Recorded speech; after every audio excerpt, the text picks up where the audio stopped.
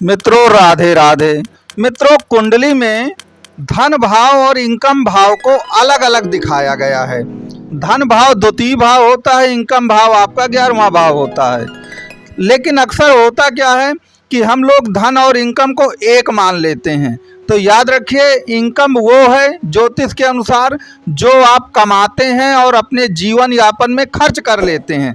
लेकिन जो धन आप जो कमाई आप इनकम की कमाई को बचा करके रख लेते हैं या उससे कोई नए एसेट्स क्रिएट कर लेते हैं, संपत्ति, उसी को ज्योतिष में धन की श्रेणी में रखा जाता है।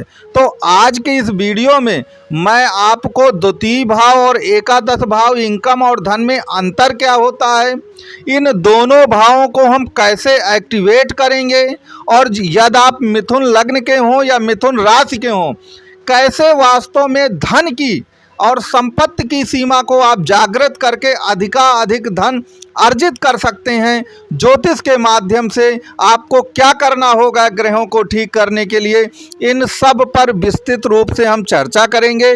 और सूर्य और शनि का जो गोचर इस समय चल रहा है आपकी कुंडली में, सूर्य जो इनकम भाव पर आ गए हैं आपके मेष राशि में उच्च का, उसका क्या प्रतिफल आपको मिलेगा भी या नहीं मिलेगा, इसका बहुत ही लॉजिकल ढंग से पूरा विश्लेषण किया जाएगा। तो मित्रों, आप पूरे इस वीडियो को देखते रहिए। वीडियो अच्छा लगे तो वीडियो को लाइक, शेयर और सब्सक्राइब जरूर करिएगा। और कुंडली से संबंधित, आपका ज्योतिष से संबंधित कोई भी प्रश्न हो तो दिए गए नंबर पे आप व्हाट्सएप या कॉल कर सकते हैं। तो मित्रों, जैसा आपको मालूम है कि द्वितीय भाव आपका धन का है, जहां 4 नंबर लिखा हुआ है। तो देखिए, 4 नंबर का स्वामी हुआ चंद्रमा। अब लोगों को ये लगता है कि अगर कुंडली में चंद्रमा की स्थिति अच्छी है तो धन मिलना ही मिलना है, लेकिन ऐसा नहीं है। यहीं पर आप ज्योतिष के गूढ़ रहस्यों को नहीं जानते हैं, या जो कुछ भी आपको यूट्यूब में ऊट पटांग बताया जाता है वही आप लोग सुन लेते हैं। अब सुनिए कि इसका नियम क्या है। मान लीजिए आपकी मिथुन लग्न या मिथुन राशि की कुंडली है और द्वितीय भाव पर 4 नंबर लिखा हुआ है, जैसा कि आप देख भी रहे हैं द्वितीय भाव पर।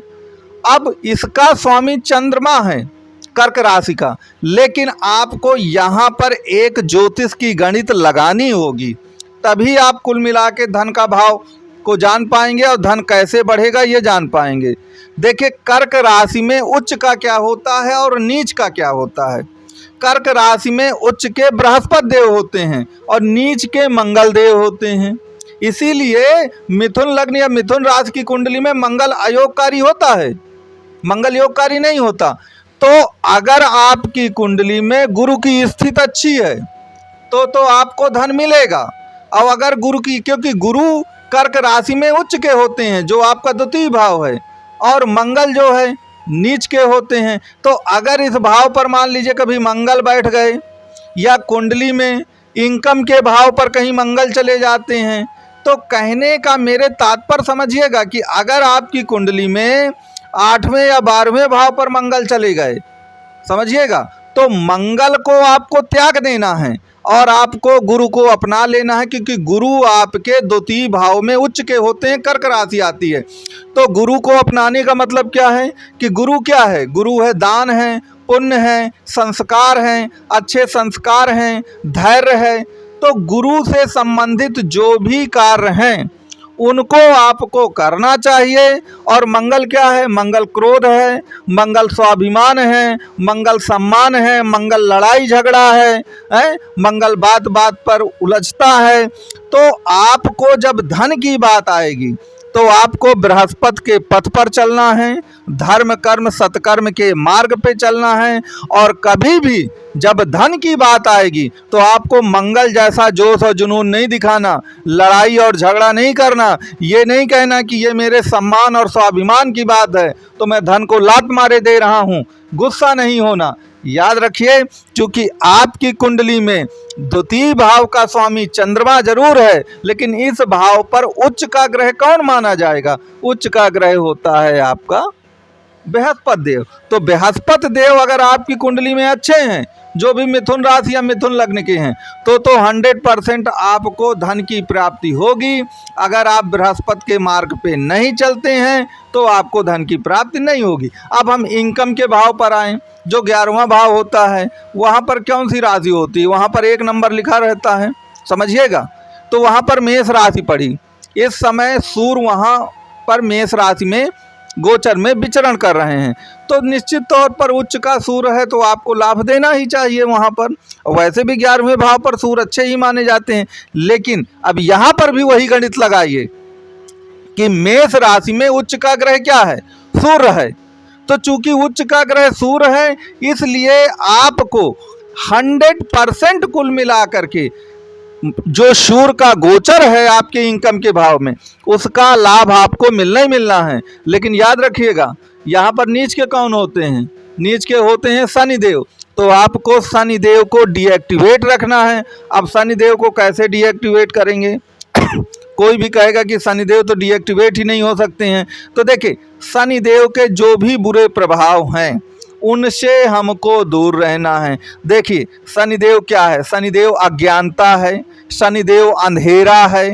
तो हमको कुछ ना कुछ पढ़ते रहना है, हमको अंधेरे में कभी नहीं रहना है। शनिदेव मालिन बस्तियों में काम करते हैं, हमको ऐसा नहीं करना है। हम चूंकि राजा सूर्य है और वो हमारे इनकम के भाव पर है, तो हमको सूर्य जैसा ही एक प्रकार से व्यवहार करना है और शनि को त्याग देना है उस समय। तो आपका सूर्य एक्टिवेट हो जाएगा। अगर आप ऐसा नहीं कर पाएंगे तो सूर्य एक्टिवेट नहीं होगा, और सूर्य अगर एक्टिवेट नहीं होगा तो मान लीजिएगा कि सूर्य का गोचर भले ही आपके 11वें भाव पर है, उच्च का सूर्य है, लेकिन आपको उस गोचर का कोई भी लाभ नहीं मिलने वाला है। इस बात को आप जरूर ध्यान में दीजिएगा। तो मेरे कहने का तात्पर्य ये है कि मिथुन लग्न की जो कुंडली है उसके अनुसार आपको मैंने ये बताने की कोशिश की है, या आप मिथुन राशि हो या मिथुन लग्न के हो या किसी भी राशि और लग्न के हो, किसी भाव पर विचार करते समय ये जरूर ध्यान दीजिए कि जिस भाव पर आप विचार कर रहे हैं वहाँ पे राशि क्या लिखी है, और देखिए कि वहाँ पर उच्च और नीच का क्या होता है। अब यहाँ पर एक प्रश्न ये उठता है कि मान लीजिए कहीं पर मिथुन लग्न या राशि लिखी है, तो मिथुन पे ना तो कोई ग्रह उच्च का होता, ना तो कोई ग्रह नीच का होता, तो उसमें केवल और केवल आप बुध पर विचार करेंगे और किसी पर विचार नहीं करेंगे, क्योंकि वहाँ पर उच्च और नीच वाली कोई बात ही नहीं होती है मिथुन राशि में। तो कुछ राशियाँ जैसे आपकी कुंभ राशि है, उसमें भी कोई उच्च और नीच का नहीं होता। तो आप इन ज्योतिष के गूढ़ रहस्यों को जानें, तभी आपको असली लाभ होगा। और ये जो बेफालतू के यूट्यूब में वीडियो आते हैं, इससे कोई लाभ आपको नहीं मिलने वाला। मित्रों, अगर वीडियो आपको अच्छा लगा हो तो लाइक शेयर सब्सक्राइब करें, और कुंडली विश्लेषण के लिए निम्न नंबर पर संपर्क कर सकते हैं।